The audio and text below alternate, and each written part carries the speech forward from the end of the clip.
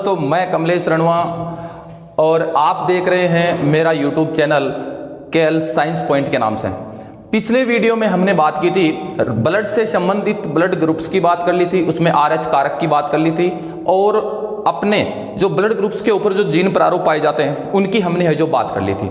आज हम बात करने वाले हैं हार्ट की, हृदय की आज हम बात करने वाले हैं। यह मानव शरीर का या मैं ऐसा कह सकता हूं कि आज हम उस अंग की बात करने वाले हैं जो सबसे बदनाम है, हमारे शरीर का एकमात्र अंग जो सबसे बदनाम है और लोगों ने इसे फालतू में ही बदनाम कर रखा है। या मैं इसे ऐसा कह सकता हूं कि हमारे शरीर का ऐसा अंग जो बिना बताए चोरी हो जाता है। बदनाम इसलिए कह रहे हैं कि इसमें कितने ही लोग रह सकते हैं, इसमें कितने ही लोग रह सकते हैं, तू भी आ जा, तू भी आ जा, तू भी आ जा। इस तरीके से ये अपना वो अंग है शरीर का जिसमें कितने ही लोग रह सकते हैं। लोग तो ये तक कहते हैं कि काश मेरा दिल शीशे का होता, काश मेरा दिल शीशे का होता तो तोड़ने वाले के हाथों में कम से कम जख्म तो आए होते, तोड़ने वाले के हाथों में कम से कम जख्म तो आए होते। चलो खास ये और बात है, हमें तो अपने टॉपिक की बात करनी है और अपना टॉपिक आज का रहेगा हार्ट, जो अपने शरीर में क्या काम करता है या अपने शरीर का ऐसा अंग जिसके बिना मनुष्य है जो जीवित नहीं रह सकता। ये अपने शरीर में गैसों के परिवहन के लिए या ब्लड के सर्कुलेशन के लिए अपने शरीर में इसका जो है महत्वपूर्ण योगदान रहता है। तो अपना जो हार्ट है, इस हार्ट की बात करते हैं तो सबसे पहले मैं ये बता देता हूं कि ये स्थित कहां होता है। अपने शरीर में जो हृदय होता है वो स्थित कहां होता है? ये होता है दोनों फेफड़ों के मध्य में, दोनों फेफड़ों के मध्य में। या मैं ऐसा कह सकता हूं कि जैसे अपने ये फेफड़े हैं, अपने ये फेफड़े हैं, ये अपनी जो हड्डी का नाम है स्टर्नम, इस स्टर्नम के इस जगह पर है, इस स्टर्नम के इस मतलब कि फेफड़ों के मध्य में। या मैं ये कह सकता हूं कि थोड़ा सा बाईं ओर, क्या कह सकता हूं कि दोनों फेफड़ों के मध्य में थोड़ा सा बाईं ओर अपना है जो हार्ट स्थित होता है। और इसका जो वजन है, इसका जो वजन है वो रहेगा लगभग 300 ग्राम। कितना रहेगा? 300 ग्राम। कहाँ रहेगा, किन में रहेगा? पुरुषों में 300 ग्राम रहेगा और स्त्रियों में कितना रहेगा? 250 ग्राम। स्त्रियों में कितना रहेगा? 250 ग्राम। कि पुरुषों में तो हार्ट का वजन कितना होता है? 300 ग्राम का होता है और स्त्रियों में किसका वजन कितना होता है? 250 ग्राम का है ये जो स्थित होता है।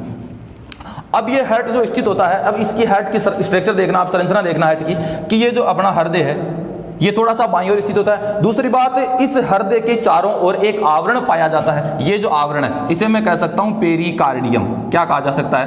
पेरिकार्डियम। क्या कहा जा सकता है? पेरिकार्डियम।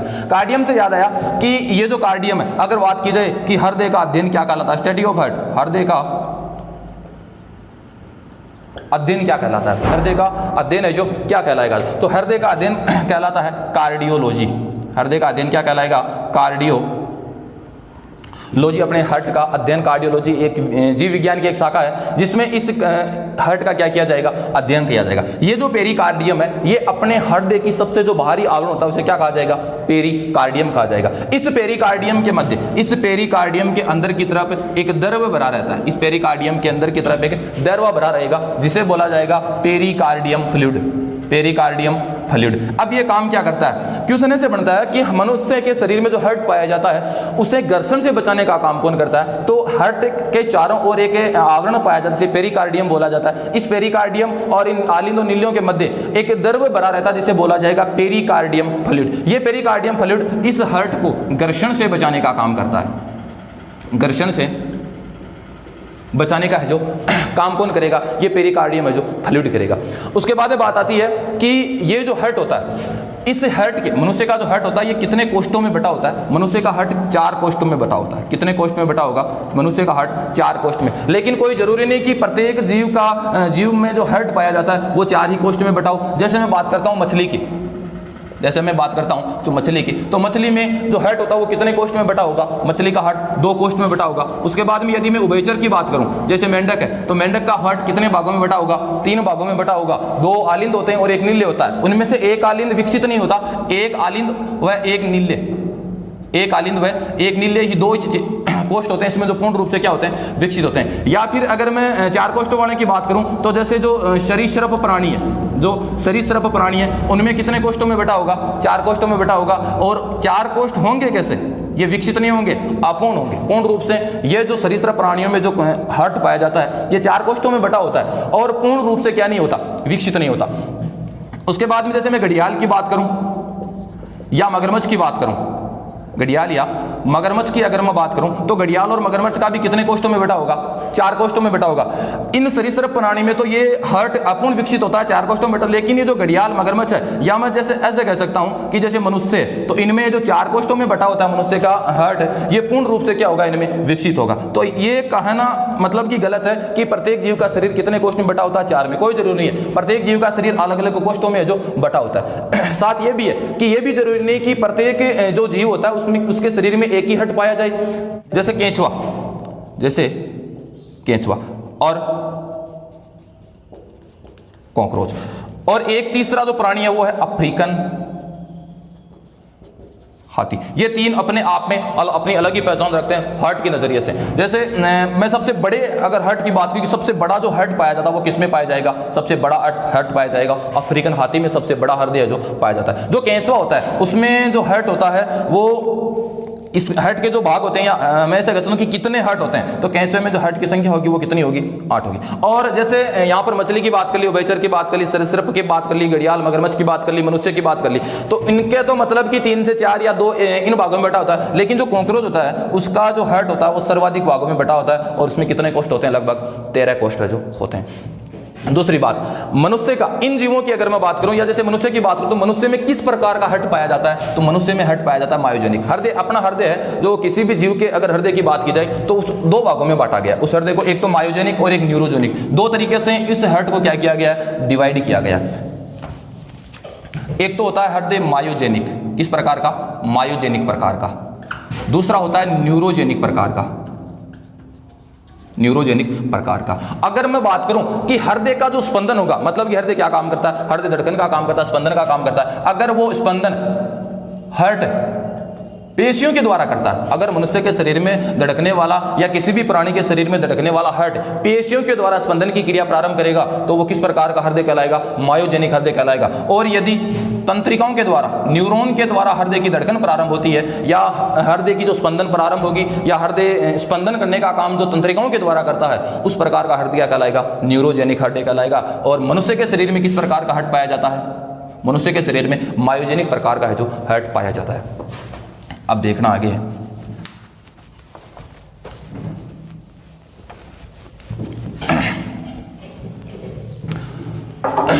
एक चीज मैं और लिख देता हूं यहां पर, मनुष्य शरीर का सबसे व्यस्ततम अंग, सबसे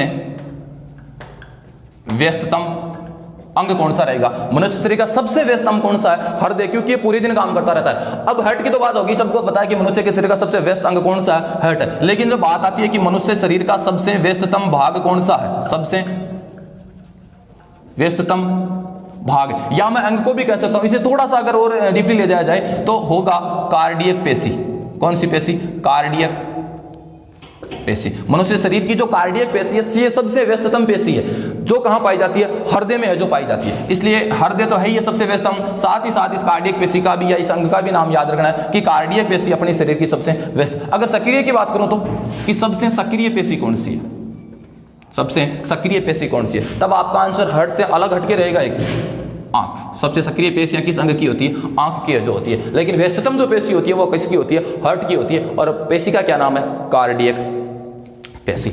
अब अपने शरीर में जैसे धमनी और शिरा, धमनी और शिरा, पिछले वीडियो में हमने धमनी और शिरा की जो बात कर ली थी, उनमें की सबसे बड़ी धमनी कौन सी है, सबसे बड़ी शिरा कौन सी है, जो शिरा क्या काम करती है, धमनी क्या काम करती है। नीचे आपको डिस्क्रिप्शन में लिंक है जो मिल जाएगा, आप वहां से देख लीजिएगा इनके बारे में कि इनमें क्या क्या है जो अंतर है। ये देखो जो थोड़ा सा मतलब कि क्रॉस करके ऐसे दिखाया हुआ है, थोड़ा सा हाईलाइट जिसे किया हुआ है, ये तो रहेगी अपनी शिरा, और जिसे हाईलाइट नहीं किया गया है, जो व्हाइट दिख रही है, ये रहेगी अपनी धमनियां। अब जब सबसे पहले रक्त की बात आती है कि सबसे पहले रक्त कहां प्रवेश करता है, तो सबसे पहले रक्त प्रवेश करता है महाशिरा में। और ये शिरा कौन सी है, इसे क्या कहा जाएगा, इंटीरियर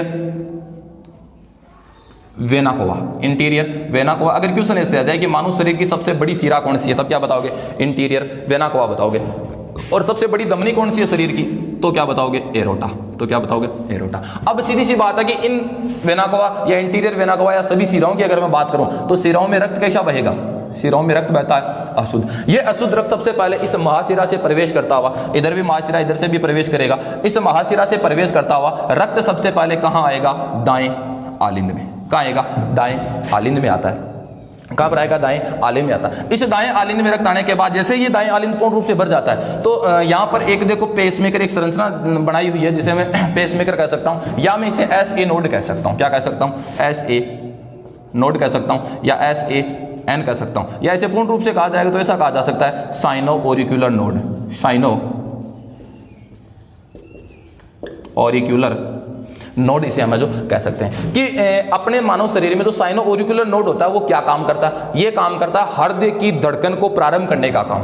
धड़कन प्रारंभ करने का काम किसका रहेगा, धड़कन प्रारंभ करने का जो काम रहेगा वो किसका रहेगा, SAN साइनो ऑरिक्यूलर नोड का। या मैं ऐसा कह सकता हूं अगर साइनो ऑरिक्यूलर नोड किसी विषम परिस्थिति में किसी भी परिस्थिति में अगर अपना खराब हो जाए तो बाहर से एक दूसरा धड़कन प्रारंभ करने के लिए लिथियम धातु का बना, लिथियम धातु का बना एक अंग डाला जाता है जिसे बोला जाएगा पेसमेकर। ये पेसमेकर इस SAN की तरीके से ही काम करता है। दोनों का काम एक ही है, हृदय की धड़कन को प्रारंभ करने का काम। अगर क्वेश्चन ऐसे बनता है कि हृदय की धड़कन या हृदय की धड़कन का जो संकुचन है वो कहां से प्रारंभ होगा, तब आपके आंसर क्या बताना आपको, दाएं आलिंद से प्रारंभ होगा। और इस दाएं आलिंद में संकुचन प्रारंभ करने का काम या हृदय की धड़कन को प्रारंभ करने का काम या संकुचन प्रारंभ करने का काम किस अंग का होता है, तो वो रहेगा SAN नोड या पेसमेकर या साइनो ऑरिक्यूलर है जो नोड। और ये स्थित कहां होगा पेसमेकर, ये चीज भी याद रखना कि पेसमेकर किस धातु का बना होता है, लिथियम धातु का बना होता है। तो सबसे हल्की धातु होती है उस धातु का पेसमेकर है जो बना होता है। ये स्थित कहां होता है, ये दाएं आलिंद में है जो स्थित होता है। यहां से आने के बाद यहां पर आपको दो चीजें दिखाई दे रही है, इस तरीके की एक संरचना दिखाई दे रही है जिसे नाम लिखा गया है त्रिवलन कपाट, ट्राइकैप्सिड त्रिवलन कपाट। देखो दाएं आलिंद और दाएं नीले के मध्य एक कपाट पाया जाता है जिसे त्रिवलन कपाट बोला जाएगा, और बाएं नीले और बाएं आलिंद के मध्य भी एक कपाट पाया जाता है जिसे द्विवलन कपाट है जो बोला जाएगा, या मैं इसे कह सकता हूं मिट्रल कपाट। क्या कहा जा सकता है, मिट्रल कपाट इसे जो कहा जा सकता है। बाएं आलिंद और बाएं नीले के मध्य मिट्रल कपाट पाया जाएगा, दाएं आलिंद और दाएं नीले के मध्य त्रिवलन कपाट है जो पाया जाएगा, या ट्राइकैप्सिड कपाट है जो पाया जाएगा। अब ये कपाट काम क्या करेगा शरीर के अंदर, भाई दोनों तरफ हृदय में दो कपाट पाए जा रहे हैं, इस दिशा में दोनों आलिंदों नीले के मध्य भी दाएं तरफ भी कपाट पाया जाता है और बाएं तरफ भी कपाट पाया जाता है। या ऐसा कह सकता हूं कि अशुद्ध रुधिर में भी कपाट पाया जा रहा है और शुद्ध रुधिर में भी कपाट पाया जा रहा है। कि अशुद्ध रुधिर हृदय का जो दायां भाग होता है इसमें कौन सा रुधिर बहेगा, अशुद्ध रुधिर बहेगा। हृदय का जो बायां भाग होता है इसमें कौन सा रुधिर बहेगा, शुद्ध रुधिर बहेगा। तो शुद्ध रुधिर में भी कपाट पाया जा रहा है और अशुद्ध रुधिर में भी क्या पाया जा रहा है, कपाट पाया। अब इस कपाट का कोई तो काम होगा। तो कपाट क्या काम करता है, कपाट काम करता है रक्त को विपरीत दिशा में जाने से रोकना, रक्त को विपरीत दिशा में जाने से रोकने का जो कार्य होता है वो किसका होगा, वो कपाटों का होगा। चाहे द्विविलन कपाट की बात करो और चाहे त्रिविलन कपाट की बात करो ठीक है। फिर यहां से जो ब्लड यहां पर प्रेशर जैसे ही पड़ेगा तो ये ब्लड कहां जाएगा, दाएं नीले में आ जाएगा। कहां जाएगा, दाएं नीले में। और दाएं नीले में जैसे ही संकुचन होगा, जैसे ही दाएं नीले में संकुचन होगा यहां पर दाब क्या लगेगा, हमेशा नीलियों धमनियों इसकी आलिंदों की बजाय नीलियों में जो दाब रहेगा वो हमेशा ज्यादा रहेगा। यहां से जैसे ही मतलब कि संकुचित होगा तो ब्लड कहां चला जाएगा, यहां पर तो कपाट होगा, ये इस रक्त को इधर जाने से रोकेंगे और ये ब्लड कहां जाएगा, इस दिशा में जाता हुआ पल्मोनरी धमनी से बाहर निकल जाएगा। पल्मोनरी धमनी कह सकता हूं या मैं इसे कह सकता हूं फुफ्फुसीय धमनी। मतलब कि ये वो धमनियां हैं जो डायरेक्ट फेफड़ों में जाएगी, ये वो धमनियां जो डायरेक्ट फेफड़ों में जाएगी। ये भी फेफड़ों में जा रही है और ये फेफड़ों में जा रही है और ये शरीर में जा रही है, वो फेफड़ों में जा रही है, इसलिए फुफ्फुसीय धमनियां, पल्मोनरी धमनी। देखो जब धमनियों की बात आती है तो धमनियों में हमेशा शुद्ध रक्त बहता है और सिराओं में हमेशा अशुद्ध रक्त बहता है। लेकिन पिछले वीडियो में मैंने आपको यह बताया था कि धमनी और सिरा का दोनों का एक एक अपवाद है। वो अपवाद एक तो पल्मोनरी धमनी है और दूसरा कौन सा है, पल्मोनरी सिरा। देखो यहां से रक्त आ रहा था, अशुद्ध रक्त आ रहा था, दाएं भाग में अशुद्ध रक्त बह रहा है, तो यहां से जैसे ये बाहर निकलेगा तो डायरेक्ट कहां पहुंच रहा है, फेफड़ों में पहुंच रहा है। कहां पहुंच रहा है, फेफड़ों में पहुंच रहा है। और फेफड़ों में ये क्या ले लेगा, O2 ले लेगा और शुद्ध हो जाएगा। रक्त के अगर शुद्धिकरण की बात आती है तो वो कहां होगा, फेफड़ों में होगा। तो ये धमनी है, धमनी में कैसा रक्त आ रहा है, धमनी में अशुद्ध। इसका मतलब ये क्या इस चीज का एक प्रकार का अपवाद है। उसके बाद में बात आती है जब वापस रक्त आता है, शुद्ध रुधिर कह सकता हूं या ऑक्सीजनीकृत रक्त कह सकता हूं, वो कहां आएगा, पल्मोनरी सिरा से। ये किसका अपवाद है, ये सिरा का अपवाद है कि सिरा में ये कि धमनियों में हमेशा कौन सा रक्त बहेगा, धमनियों में हमेशा शुद्ध रक्त बहेगा। लेकिन शुद्ध रक्त यहां किस में बह रहा है, यहां पल्मोनरी सिरा में, या मैं कह सकता हूं फुफ्फुसीय सिरा में, या मैं कह सकता हूं फुफ्फुसीय सिरा में है जो शुद्ध रुधिर बह रहा है। यहां से जैसे ही शुद्ध रुधिर आता है ये सबसे पहले कहां पहुंचेगा, बाएं आलिंद में। कहां पहुंच रहा है, बाएं आलिंद में। बाएं आलिंद में पहुंचने के बाद ये कपाटों से होता हुआ बाएं नीले में पहुंचता है और नीले में जैसे ही मतलब कि संकुचन फिर से होगा तो ये वापस कहां चला जाएगा, इस महाधमनी से होता हुआ शरीर के अंदर चला जाएगा, महाधमनी से होता हुआ शरीर के अंदर। पिछले वीडियो में मैंने ये भी बताया था कि धमनियां शुद्ध रुधिर को पूरे शरीर तक पहुंचाने का काम करती है। ये देखो शुद्ध रुधिर आया और ये इसे पहुंचाने का काम कर रही है। और शिरा क्या काम करती है, अशुद्ध रुधिर को लाने का काम करती है। अशुद्ध रुधिर को लाने का काम कौन करेगी, हमेशा शिरा करेगी। तो ये से रक्त लेकर आएगी और इसका काम क्या है, रक्त को लेकर जाने का है जो काम होता है।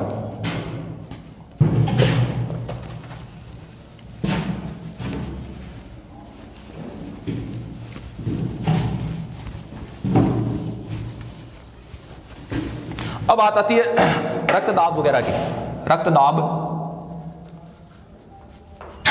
रक्तदाब क्या, रक्तदाब वो चीज है जो मतलब अपने शरीर में धमनियों पर लगने वाला दाब, क्या कह सकता हूं, धमनियों पर लगने वाला दाब। अपने शरीर में धमनियों पर जो दाब लगता है उसे क्या कहा जाएगा, उसे रक्त है जो दाब कहा जाएगा। अब रक्तदाब का मान होगा कितना, या रक्तदाब को किससे मापा जाएगा, मापने का यंत्र, मापने का यंत्र। एक तो होता है धड़कन मापने का यंत्र, धड़कन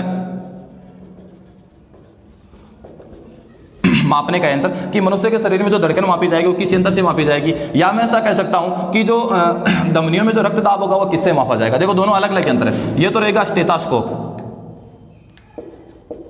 ये तो रहेगा स्टेथोस्कोप, और ये रहेगा स्पिग्नोमेनोमीटर, स्पिग्नोमेनोमीटर।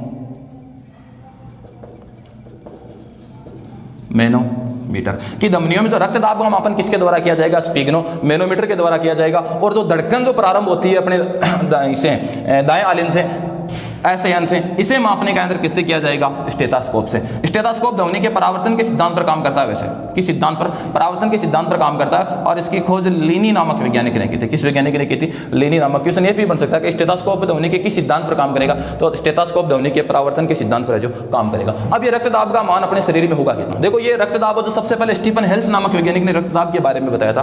किस वैज्ञानिक ने बताया था, स्टीफन हेल्स नामक वैज्ञानिक ने, स्टीफन हेल्स नामक वैज्ञानिक ने सबसे पहले इस रक्तदाब के बारे में बताया था। और सबसे पहले जो मापा गया था वो किन में मापा गया था, घोड़ों में।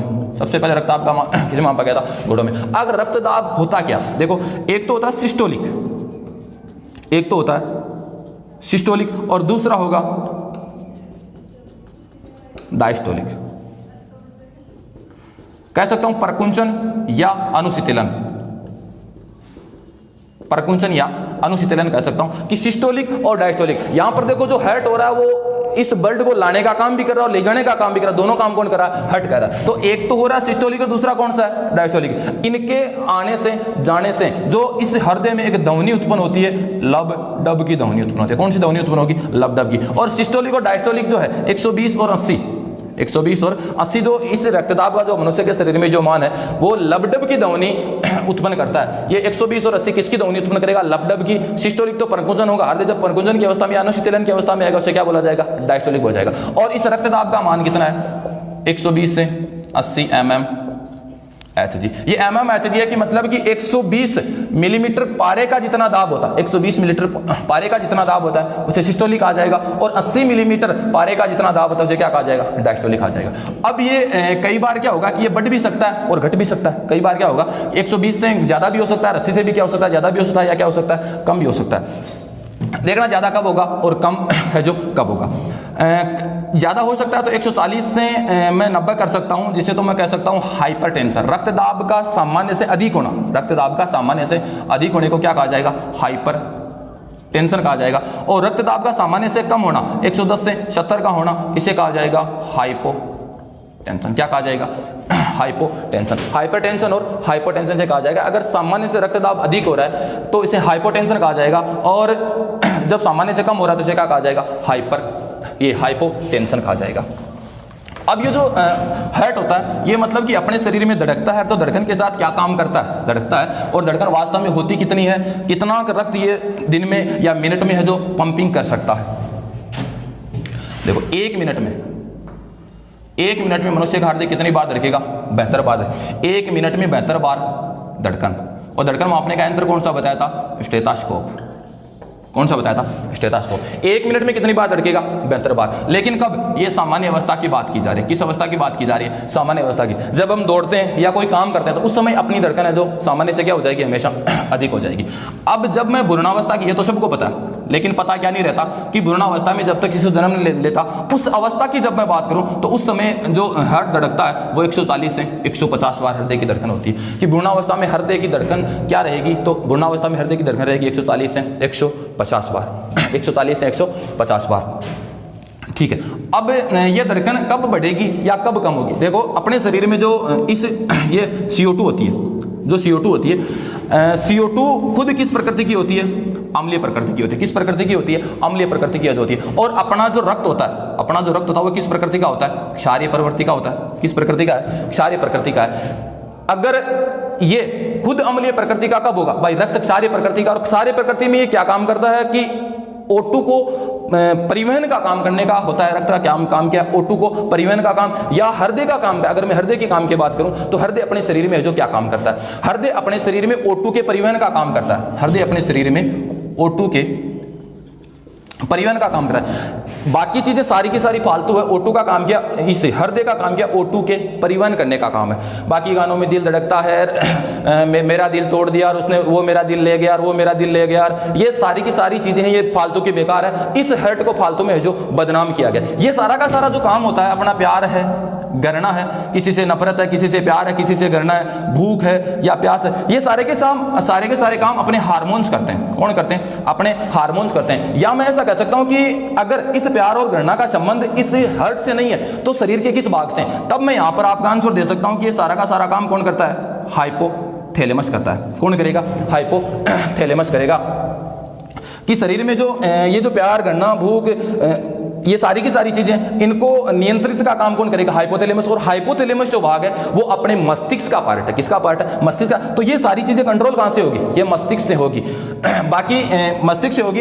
ये जो है ये इसका, ये जो प्यार का काम, गणना काम, ये इस हर्ट का नहीं है। हर्ट का काम क्या है? O2 के परिवहन का काम है, कि ये रक्त के साथ क्या करेगा? इस O2 को परिवहन करने का है जो काम करेगा।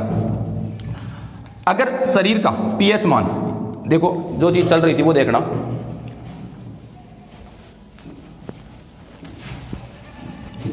रक्त की प्रकृति कैसी होगी? हमेशा सारी होगी। रक्त का pH मान कितना होगा? 7.4। जो pH मान कितना होगा? वो 7.4 होगा। अब यदि अपने शरीर में CO2 की मात्रा बढ़ रही है, शरीर में अगर CO2 की मात्रा बढ़ रही है तो सीधी सी बात है कि pH मान क्या होगा? कम होगा। रक्त में अगर CO2 की मात्रा बढ़ रही है, CO2 की मात्रा बढ़ रही है तो क्या होगा? pH मान क्या होगा? हमेशा कम होगा। और यदि pH मान कम होगा तो हृदय की धड़कन क्या हो जाएगी? बढ़ जाएगी। धड़कन क्या हो जाएगी? बढ़ जाएगी। आई बात समझ में? शरीर में CO2 की मात्रा बढ़ना, रक्त में CO2 की मात्रा बढ़ने से शरीर का, रक्त का pH मान क्या हो जाएगा? कम हो जाएगा। और कम हो जाएगा तो हृदय की धड़कन क्या हो जाएगी? बढ़ जाएगी। और हृदय की धड़कन का बढ़ना क्या कहलाता है? ट्रेकी कार्डिया। हृदय की धड़कन का बढ़ना क्या कहलाएगा? ट्रेकी कार्डिया। अगर रक्त में CO2 की मात्रा कम है, रक्त में CO2 की मात्रा कम है, या मैं कह सकता हूं सामान्य है, क्या कह सकता हूं? सामान्य है। तो सामान्य होगा तो pH मान भी स्थिर रहेगा। कितना रहेगा? 7.4। देखो pH मान अगर 0.2 से कम हो जाए ना शरीर में तो व्यक्ति की क्या हो सकती है? मृत्यु हो सकती है। रक्त का pH मान अगर 0.2 से शरीर में कम हो जाए, रक्त का pH मान कम हो जाए तो व्यक्ति की क्या हो सकती है? मृत्यु। तो जब CO2 का स्तर शरीर में, रक्त में, ब्लड में सामान्य रहेगा तो pH मान भी क्या रहेगा? स्थिर रहेगा, मतलब कि 7.4 रहेगा। या अगर इस 7.4 से कम हो गया, 7.4 से क्या हो गया? ये 7.4 से अगर बढ़ गया तो हृदय की धड़कन क्या हो जाएगी? कम हो जाएगी। हृदय की धड़कन क्या हो जाएगी? कम हो जाएगी। और कम होने की घटना क्या कहलाती है? ब्रेडिकार्डिया। क्या कहलाएगी? ब्रेडिकार्डिया। कि हृदय की धड़कन का बढ़ना क्या कहलाएगा? टेकीकार्डिया। और कम होना क्या कहलाएगा? ब्रेडिकार्डिया। और बढ़ना और कम होना किस पर निर्भर करेगा? अपने शरीर में, ब्लड में CO2 की मात्रा के ऊपर है जो निर्भर करेगा। कि CO2 की मात्रा अगर बढ़ रहेगी तो pH मान क्या हो जाएगा? कम हो जाएगा। और यदि pH मान कम हो जाएगा तो शरीर को O2 की ज्यादा आवश्यकता होगी। और O2 जल्दी जल्दी लेने के लिए हमें जल्दी जल्दी श्वसन की क्रिया करनी पड़ेगी। जल्दी जल्दी अपना हर्ट है जो पंपिंग का काम करेगा और हृदय की धड़कन क्या हो जाएगी? बढ़ जाएगी। और बढ़ने की घटना क्या कहलाती है? ट्रेकीकार्डिया। और कम होने की घटना क्या कहलाती है? ब्रेडिकार्डिया। अब इस 1 मिनट में बेहतर बार धड़कता है। 1 मिनट में कितनी बार धड़कता है? बेहतर बार धड़कता है। तो एक धड़कन में कितना समय लगेगा? एक धड़कन में कितना समय लगेगा? एक धड़कन में लगेगा 0.8 सेकंड का समय। कितना समय लग रहा है? एक धड़कन में 0.8 सेकंड का समय लग रहा है। और इस 0.8 सेकंड में हर्ट 70 ml रक्त को पंपिंग करता है। इस 0.8 सेकंड में अपना हार्ट है जो 70 ml रक्त को क्या कर देगा? पंप कर देगा। ये 0.8 सेकंड में, जब मैं 60 सेकंड की बात करूं या 1 मिनट की बात करता हूं, 60 सेकंड या 1 मिनट की जब मैं बात करता हूं तो ये 5 लीटर रक्त को पंप कर देगा। 5 लीटर रक्त को पंप कर देगा। मतलब कि अपना जो हार्ट है वो 1 मिनट में 5 लीटर, और सामान्य मनुष्य के शरीर में रक्त कितना पाया जाएगा? 5 लीटर रक्त पाया जाता है। उस 5 लीटर रक्त को हार्ट है जो 1 मिनट में पूरे को पंपिंग करने का काम कर देता है। पंपिंग करने का काम कौन कर देता है, ये चीज याद रखना। एक धड़कन में 0.8 सेकंड का समय, और जो 70 ml है इसे बोला जाएगा स्ट्रोक आयतन। अगर स्ट्रोक आयतन की परिभाषा पूछी जाती है कि स्ट्रोक आयतन क्या है, तो हृदय द्वारा 0.8 सेकंड में या एक धड़कन में 70 ml रक्त को पंप करना, या जितने रक्त को पंप किया जाएगा 70 ml को, उसे बोला जाएगा स्ट्रोक आयतन। क्या बोला जाएगा उसे? स्ट्रोक आयतन है जो कहा जाएगा।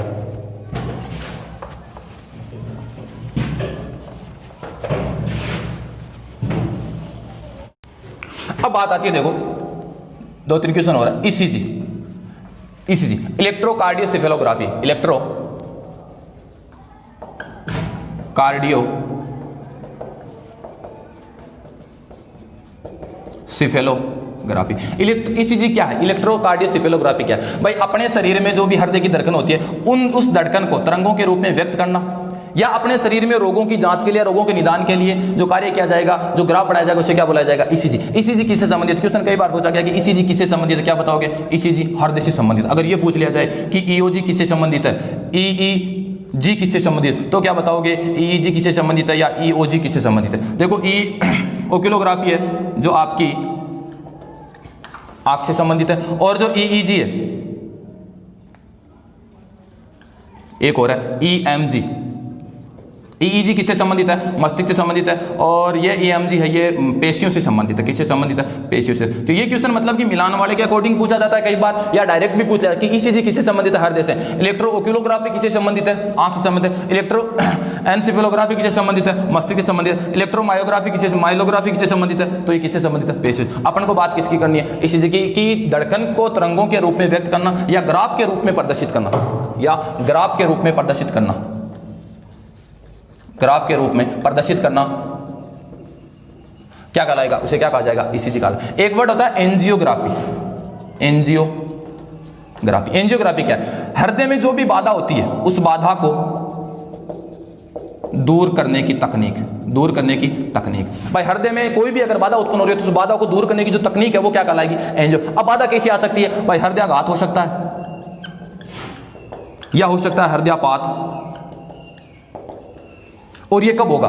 या तो भाई एंजियोग्राफी की जो परिभाषा वो क्या है कि बाधा किस हर्ट में कोई भी अगर बाधा उत्पन्न हो रही है तो उस बाधा को दूर करने की तकनीक है वो क्या? एंजियोग्राफी। अब बाधा कैसे उत्पन्न हो सकती है? हृदयाघात भी हो सकता है, हृदयपात भी हो सकता है, या अन्य भी कोई रोग हो सकता है। तो हृदयाघात क्या होगा, हृदयपात क्या होगा? भाई हृदयाघात का मतलब है कि अपने इस हर्ट में एक धमनी पाई जाती है जिसे बोला जाता है कोरोनरी धमनी। क्या बोला जाएगा? कोरोनरी धमनी। भाई पूरे शरीर को शुद्ध रक्त पंप करने का काम धमनियों का होता है, तो यहां पर भी धमनी, इसका मतलब धमनी है तो शुद्ध ही रक्त प्रवाहित करेगी। तो पूरे शरीर को अगर रक्त पंप करने का काम कर रहा है तो इस हार्ट को भी तो कोई तो होगा जो पंपिंग का काम करेगा, कोई तो होगा जिसे ऑक्सीजन प्रदान करेगा। ऑक्सीजन क्या काम करती है? शरीर में ऊर्जा प्रदान करने का काम करती है, ठीक है। तो ये इस कोरोनरी धमनी अपने हार्ट में पाई जाती है, और ये क्या करती है? इस हृदय को रक्त ले जाने का और लाने का काम करते हैं, रक्त पहुंचाने का काम। मान लो कि हृदयाघात कब होगा? जब इस कोरोनरी धमनी में रुकावट आ जाएगी। कोरोनरी धमनी में क्या आ जाएगी? रुकावट पैदा होगी। उस समय कौन सा रोग होगा? हृदयाघात। और कोरोनरी धमनी में क्यों होगा? क्योंकि कोरोनरी धमनी एक मार्ग का, एक माध्यम का, मीडियम का काम करती है रक्त पहुंचाने के लिए, ठीक है। उसे तो बोला जाएगा हृदयाघात। कि कोरोनरी धमनी में रुकावट आने पर हृदयाघात रोग हो जाता है, हार्ट अटैक। हृदयापात किसे कहा जाएगा? अगर रक्त तो पहुंच रहा है लेकिन किसकी कमी है? शरीर में O2 की कमी है, ऑक्सीजन की कमी है। अगर ऑक्सीजन की कमी होगी तो सीधी सी बात है शरीर में किसकी कमी होगी? रक्त में किसकी कमी होगी? ऊर्जा की कमी होगी। तो जब ब्लड में ऊर्जा की कमी होती है तो हृदयाघात, और जब हृदय के पास कोरोनरी धमनी के में रुकावट आ जाती है, हृदय के पास रक्त पहुंच नहीं पाता, तो उसे क्या कहा जाएगा? हृदयापात है जो रोग कहा जाएगा।